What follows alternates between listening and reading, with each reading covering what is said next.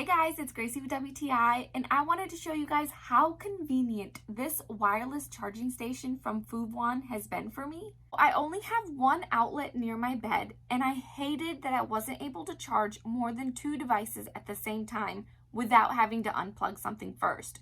So this guy has been great because it's a 3-in-1 solution. It will charge your iPhone, your Apple Watch, and your AirPods all at the same time.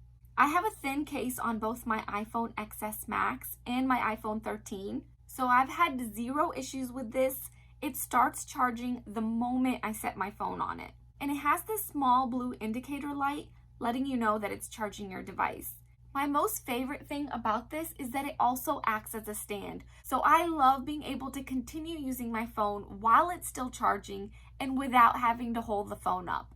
I also love its modern, slim design. It hardly takes up any space on my nightstand, and this white color easily blends in with my decor, so I like that it doesn't stand out at all. So I don't have AirPods yet, but they're definitely on my list of things to buy. But when I do get them, I like knowing that I can actually put the whole case directly on here without having to take the AirPods out of the case every single time. And I also like that it has these rubber feet on the bottom to help keep it more stable no matter what surface that you set it on.